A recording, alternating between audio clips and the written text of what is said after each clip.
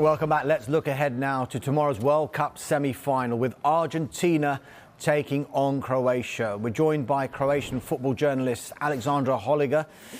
Aleksandar, thanks so much for joining us. We've got to start with the main man in the Croatia team, Luka Modric, 37 years of age. How has he managed to stay so influential for this Croatian team? I think that in some ways he's even better now than he used to be. Years might have slowed him down a little bit, but I don't think his speed of thinking is any slower now. It might even be faster now. And the way he plays, it's just incredible. I don't even know what words to use. He does, do they? Modric says that the spirit of Croatia and its fight for independence 20 years ago lives on in the team. How important is that mentality, and is that something that you've noticed?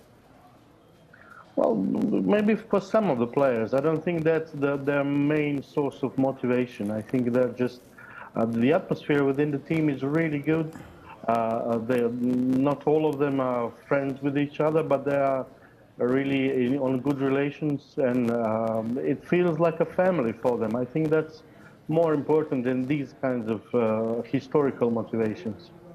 Aleksandar, Modric is only 18 months away from the Euros, as are all of these players, but he'll be in his 40s by the time the next World Cup will be coming around. How long do you think he can realistically go on for? It's really difficult to say. You see players like Cristiano Ronaldo, who he looked like he was going to play for years, and then suddenly he just loses something. I don't know. Modric is different. He's extremely resilient. He's the kind of player I think that could play a couple more years, but I don't really expect him to stay until the next World Cup. Maybe the Euros, maybe. Aleksandar, give us an idea of what's happening in Croatia just now. Is it being billed, this game, as Modric versus Messi? Well, not really.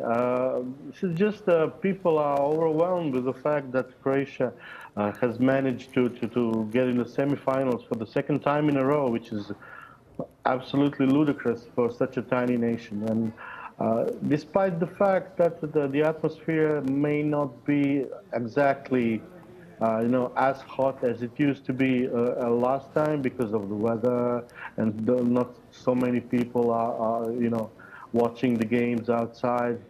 But still, it's I think it's more about the team itself.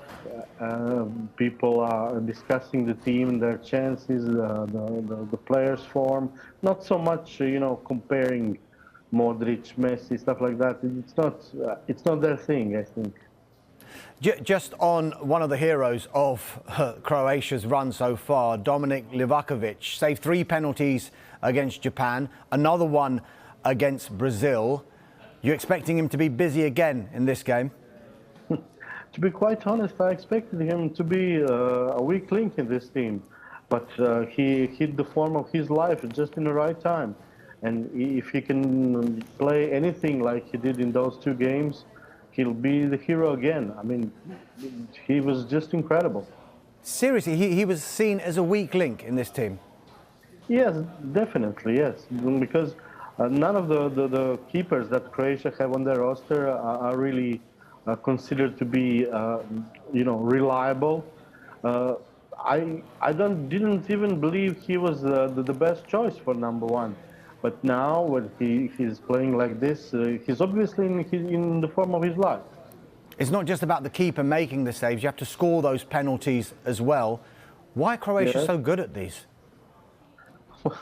That's something everybody keeps asking. I wish I had a proper explanation, but I don't. I mean, there are a lot of theories flying around, most of them to do with esoteric and stuff like that.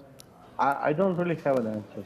Do you think a penalty shootout, though, is Croatia's best chance to make the final again? I would think so. There's always the stuff that one thing that you always have to consider is the age of Croatia's midfield. And this midfield core plus Perisic, they are really old now. in the game against Japan, most of them or all of them had to leave the pitch before the end of 120 minutes. So this is an issue. Fatigue is really an issue for Croatia if should they come to extra time. But against Brazil, they played like young men, didn't seem to have any trouble with it. So I don't know. I mean, definitely, if they reach penalties, they will have again a good chance. But Argentina is also good at penalties. Aleksandar, we've talked Modric, we've talked Livakovic, but the defender Josko Vardial has been one of the standout performers for Croatia.